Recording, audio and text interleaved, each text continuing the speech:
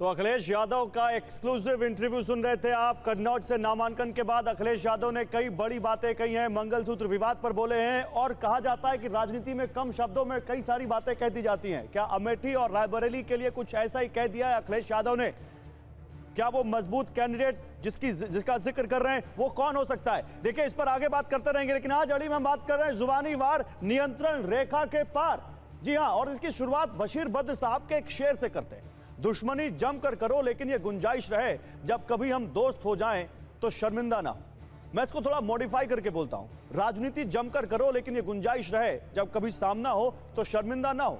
और ये इसलिए क्योंकि चुनावी गर्मी में नेताओं की जुबान एक बार फिर नियंत्रण रेखा पार हो रही है।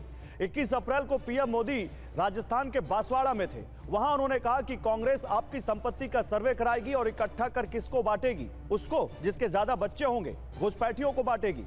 कांग्रेस ने इसी की शिकायत चुनाव आयोग से की।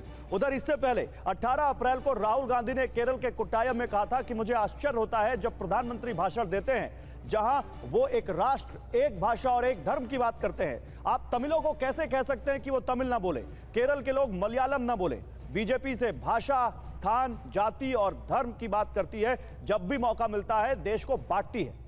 बीजेपी ने राहुल के इसी बयान की शिकायत चुनाव आयोग में की थी। दोनों पार्टियों ने एक दूसरे के ऊपर धर्म, जाति, समुदाय और भाषा के आधार पर नफरत और विभाजन पैदा करने का आरोप लगाया है।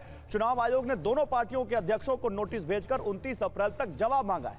लेकिन केवल यही दो बयान नहीं है, उसके बाद तो कुछ नेताओं ने ऐसे बयान दिए हैं जिन्होंने मर्यादा तार तार कर दी है। और आज बात इसी पर करेंगे कि आखिर नेता तोल मोल कर क्यों नहीं बोलते, या फिर वोट के तराजू में तोलते हैं इसलिए ऐसा बोलते हैं। आज अड़ी में बात इसी के लिए। पहले आप सोलापुर में दिया हुआ राहुल गांधी का ये बयान सुनिए।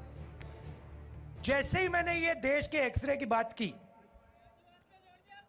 वो नरेंद्र मोदी कांपने लग गया।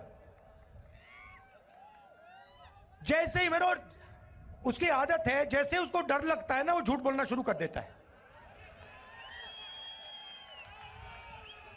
जैसे ही उसको डर लगता है वो कभी पाकिस्तान की बात करेगा, कभी चाइना की बात करेगा।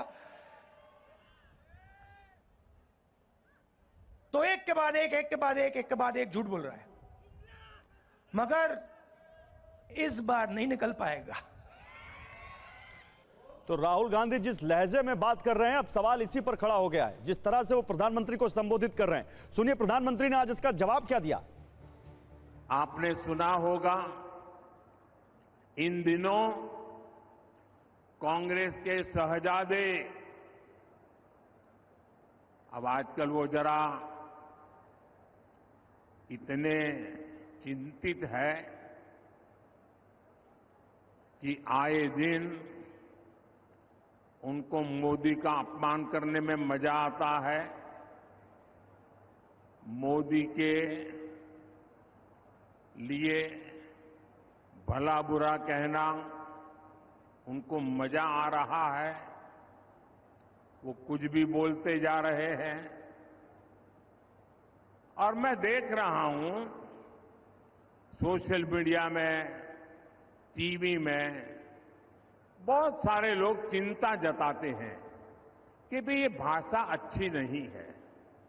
ऐसी भाषा देश के प्रधानमंत्री के लिए बोलना ठीक नहीं है, ऐसा लोग सोशल मीडिया में कहते हैं। कुछ लोग बहुत दुखी हो जाते हैं कि मोदी जी को ऐसा क्यों बोला, देश के प्रधानमंत्री के लिए ऐसी भाषा का क्यों प्रयोग किया, देश के प्रधानमंत्री को कभी कोई ऐसा बोलता है क्या। मेरी सबसे विनती है कि कृपा करके आप दुखी मत होइए, आप गुस्सा मत कीजिए। आपको पता है वे नामदार है, हम तो कामदार हैं। और नामदार तो कामदार को सदियों से ऐसे ही गाली गलौज करते आए हुए हैं, ऐसे ही ठोकर मारते आए हुए।